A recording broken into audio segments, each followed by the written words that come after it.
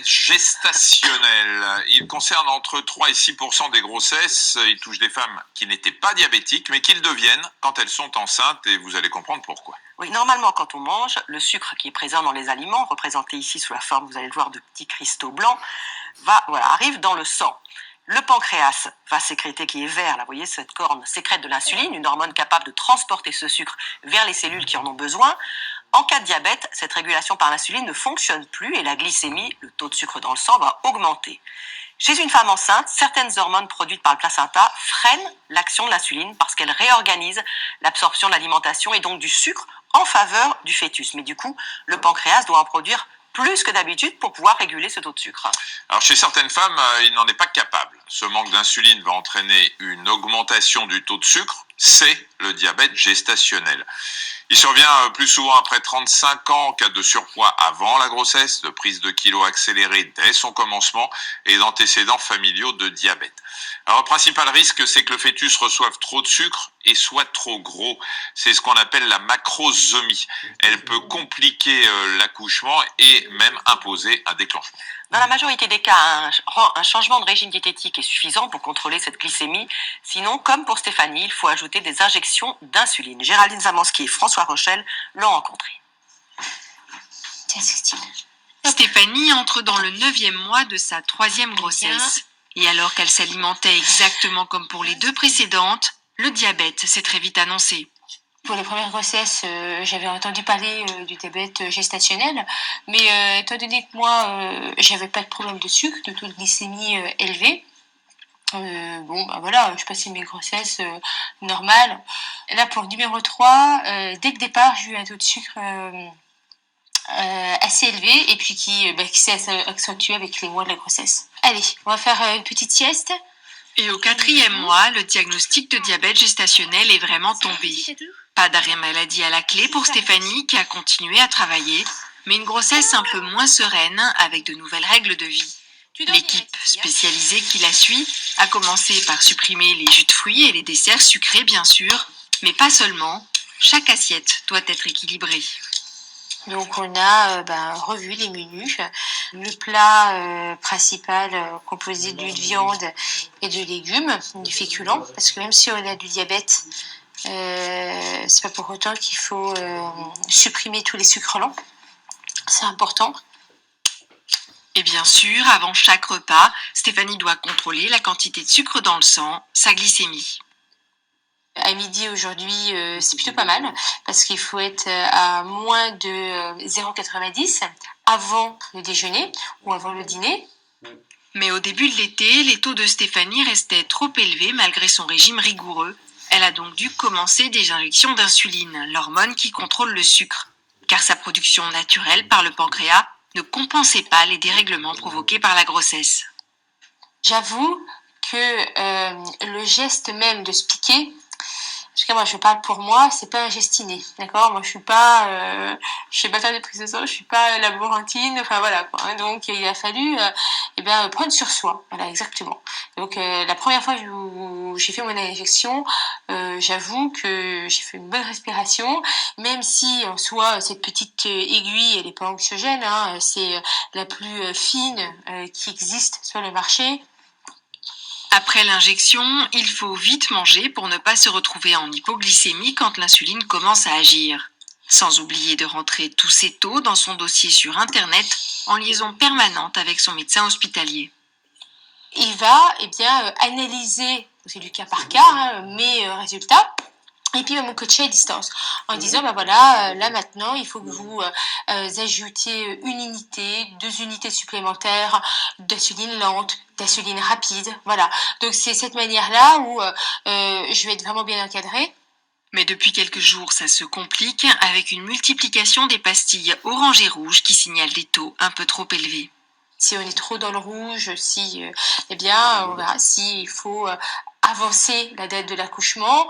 Le but, c'est préserver la santé du bébé, un accouchement le plus nickel possible, et puis la santé de la maman aussi en même temps. Voilà, tout est lié. Pour mettre toutes les chances de son côté, Stéphanie suit scrupuleusement une autre recommandation essentielle de son équipe soignante, pratiquer une activité physique régulière. soit 1 heure de marche par jour pour déposer et aller chercher sa cadette à la crèche. Et comme le souligne Stéphanie dans le reportage, l'activité physique est vraiment cruciale, tout comme les collations prises entre les repas, Michel. Des habitudes qu'il faut impérativement conserver après la naissance pour que le diabète ne réapparaisse pas. L'équipe qui suit Stéphanie a aussi accompagné Laurence pendant sa grossesse et lui a donné rendez-vous pour entretenir sa vigilance. Géraldine Zamanski et Liana Sibine. Joséphine et Gaspard ont 1 mois. Ils sont nés tranquillement, malgré un dernier trimestre de grossesse un peu anxieux pour Laurence, qui craignait que son diabète gestationnel n'impose de déclencher l'accouchement. Quand on a des jumeaux, en fait, on a toujours la peur qu'ils arrivent prématurément. Donc moi, je suis arrivée à 38 semaines et demie avec de beaux bébés, des bébés qui faisaient 3 kilos, 3 presque pour la petite fille et 2,8 kg pour le garçon. Donc ça veut dire qu'ils étaient vraiment bien aboutis, que tout était fini. En fait, ils sont sortis du four parfaitement finis. Laurence n'a pas eu besoin d'insuline pour contrôler son taux de sucre. Mais du coup, les dernières semaines, tout reposait sur la rigueur de son régime diététique. En fait, donc le dernier mois de grossesse a été finalement le plus difficile. C'est-à-dire que là, il y a une vraie lassitude qui commence à s'installer. On commence à être vraiment dans l'idée de l'accouchement et de l'après, ce qui fait que on n'a plus envie de le faire. Et c'est là que ça devient d'autant plus important, en fait. Et je savais que la dernière semaine avant l'accouchement était une semaine extrêmement importante pour eux. Car le risque, contrôlé avec son équipe soignante, c'est qu'un excès de sucre dans le sang de la maman entraîne à la naissance un choc d'hypoglycémie pour le nouveau-né. Pendant toute la grossesse, le bébé, si le diabète est mal contrôlé, va recevoir trop de sucre et lui-même va fabriquer trop d'insuline. Et au moment où on coupe le cordon ombilical, c'est comme si on interrompait une perfusion de glucose et brusquement, le bébé va se retrouver avec trop d'insuline dans son propre corps, la sienne, celle qu'il fabrique, et pas assez de sucre. Il peut faire un dessucrement profond. À ce moment-là, il est forcément gardé en néonatalité. C'est pas très grave, c'est désagréable, surtout pour la maman d'ailleurs, qui va être privée de son bébé pendant quelques jours. L'ensemble des menaces liées au diabète gestationnel est ici maîtrisé grâce à l'accompagnement des patientes par télémédecine. Leurs taux de sucre sont suivis en permanence pour adapter le traitement, avec de très bons résultats. On a étudié de très nombreux paramètres, comme par exemple les séjours nécessaires des nouveau-nés en néonatalité. Ce pourcentage est effondré. Les arrêts de travail des mamans, ce pourcentage est effondré. Le pourcentage de gros bébés, ce pourcentage est effondré aussi et devient le même que celui de la population sans diabète gestationnel. Reste à prévenir les risques à distance de l'accouchement. Vous savez qu'une fois sur 3, le diabète peut revenir dans les 10 ans. Donc là, comme vous êtes informé, c'est plutôt mieux, parce que les hommes ne savent pas s'ils ont ce risque. Et donc, vous pouvez contribuer vous-même à ne pas faire partie des 30% de personnes qui vont le devenir en continuant à avoir une diététique équilibrée. Manger bien équilibré, ça réduit le risque de transformer le diabète. Ça l'effondre. Ça l'effondre. Voilà. C'est quelque chose que je vais continuer, de baisser un petit peu le sucre. Je vais être vigilante parce que c'est une maladie qu'on connaît pas bien et qu'on néglige complètement quand on n'est pas touché, mais qui est extrêmement inquiétante, je trouve, pour l'organisme.